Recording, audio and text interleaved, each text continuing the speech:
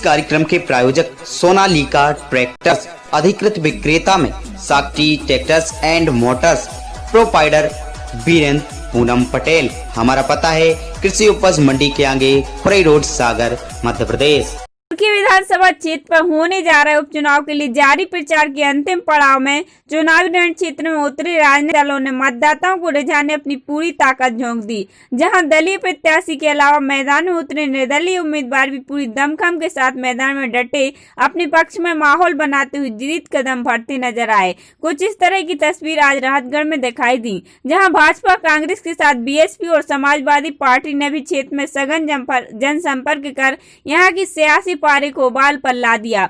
हालांकि राजनीतिक दलों की अपने अपने पक्ष में जारी कवायद के बीच अभी भी क्षेत्र की जनता का मौन संकेत बरकरार दिखा। उपचुनाव के लिए जारी प्रचार की समाप्ति की उल्टी गिनती शुरू होने के पूर्व आज सुर्खी विधानसभा के राहतगढ़ क्षेत्र में चुनावी संग्राम की सियासी घमासान पूरे चरम पर दिखाई दिया, जहां भाजपा के प्रत्याशी गोविंद सिंह राजपूत के पक्ष में जन समर्थन हासिल करने मंत्री गोपाल भार्गव ने मोर्चा संभाला और गोविंद सिंह के साथ रोड शो पर एक नुक्कड़ सभा के माध्यम से जनता से भाजपा की सरकार बने भाजपा प्रत्याशी गोविंद सिंह को जिताने की अपील की। तो वहीं कांग्रेस की तरफ से पूर्व मंत्री सुरेंद्र चौधरी, अरुणादय चौबे और युवक कांग्रेस के राष्ट्रीय सचिव शेषनाथ ओझा सक्रिय दिखे और राहतगढ़, सीहोरा, बेरखेड़ी सहित आसपास सघन जन समर्थन अभियान चला। क्षेत्र की जनता से डोर टू डोर संपर्क कर कांग्रेस प्रत्याशी पारुल साहू के पक्ष में जन संपर्क हासिल कर कांग्रेस के पक्ष में मतदान करने की अपील की।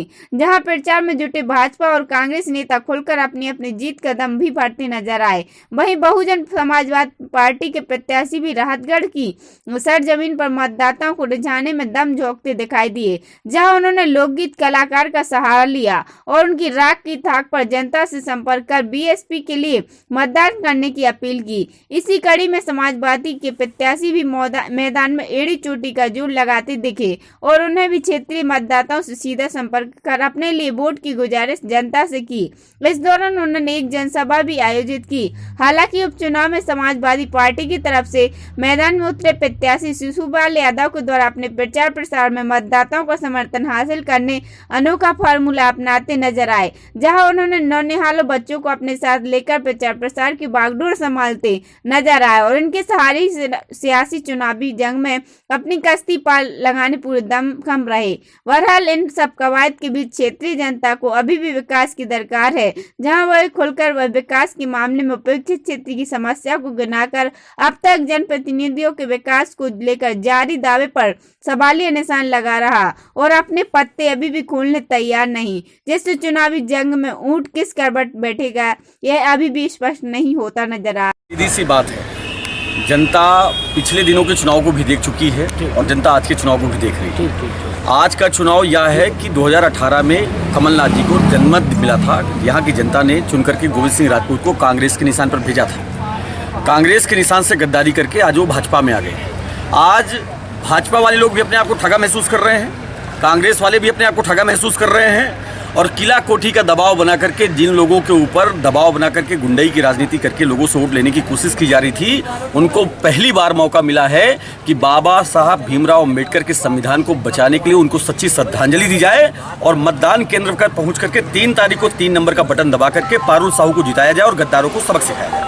यूथ वोटर्स का रुझान किस तरफ देख रहे हैं, क्योंकि यूथ वोटर्स जो है यहाँ पर बहुत ही निर्णायक भूमिका में है। मैं इसके पहले लोकसभा के चुनाव में देखता था तो मुझे लगता था कि हर हर मोदी के जो लोग नारे लगा रहे हैं वो यूथ हुआ करते थे।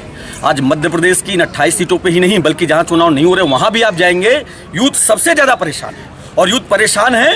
वो चाहता है कि कमलनाथ जी फिर से आएँ, क्योंकि कमलनाथ जी ने आशा की किरण दिखाई थी युवाओं को। उन्होंने छिंदवाड़ा का जो मॉडल पेश किया था, जहां पर आईटीआई से बच्चों को तत्काल वहां पर नौकरियां मिलती थी, वहां रोजगार मिलते थे, वहां के बच्चों को बाहर नहीं जाना पड़ता था, वही मॉडल पूरे मध्य प्रदेश में खड़ा करने का जो सपना कमलनाथ जी का था, जो उन्होंने दिखाया, जिस पे जनता ने भरोसा दिखा करके उनको मुख्यमंत्री बनाया था, वही सपना पाल करके फिर से जिस प्रकार मोदी लहर चली थी उस प्रकार कमलनाथ लहर गली गली मोहल्ले मोहल्ले चल रही है और जनता सबक सिखाएगी। 28 के 28 सीटों पर कांग्रेस चुनाव जीत के आएगी। और बहुजन समाज पार्टी के एक एक कार्यकर्ता 1,000 के बराबर है। हम लोगों ने मन बनाया है कि सुर्खी विधानसभा में जो बहुजन समाज का वोट है, SC, ST, OBC और धार्मिक अल्पसंख्यक वोट है, उस तक बहुजन समाज पार्टी की पकड़ बनी है। निश्चित रूप से सुर्खी में जो हाथी बैठा हुआ है, ये खड़ा करने का काम हम लोग एक बार जरूर करेंगे। इस बार ये उपचुनाव में जरूर होगा। और गोपाल अहिरवार जी के बारे में आपको बताऊं, हम बहुजन समाज पार्टी के लोग इसमें भरोसा रखते हैं कि काम करने वाला व्यक्ति हो। बोलने वाले तो शिवराज भी हैं, शिवराज सिंह जी बोलने वाले हैं, कितना भाषण देते हैं, कितना भाषण देते हैं। आप देखिए मोदी जी बोलने वाले हैं, कितना काला धन वापस आ गया, कितने रोजगार मिल गए गरीबों को। आप पूछिए उनसे कहाँ रोजगार है गरीबों का। हम भांजे भांजी, मैं ग्रेजुएट हूँ, हमें नौकरी नहीं दे रही है सरकार। हम कलाकार बन के जनता की सेवा कर रहे हैं। भाई नौकरी क्यों नहीं दे रहे हैं आप? क्यों आरक्षण खत्म कर रहे हैं अनुसूचित जाति जनजाति? कार्यकर्ताओं की कमी होती तो जो फौज देख रहा है, जो फौज देख रहा है, लोग देख रहे हैं आपको। ये नहीं दिखते आपको। हमारे वरिष्ठ नेता उत्तर प्रदेश से आए हुए हैं, खंडवा, खरगोन, मालवा की धरती से हमारे कार्यकर्ता आए हुए हैं। सुर्खी विधानसभा में जितने भी समाजवादी पार्टी के बशीर नेगी जी हमारे साथ में हैं, हमारे जिलाध्यक्ष कमल खटीक जी हमारे साथ में, समाजवादी पार्टी के लोग हैं, जिले के लोग हैं, यहाँ के पदाधिकारी।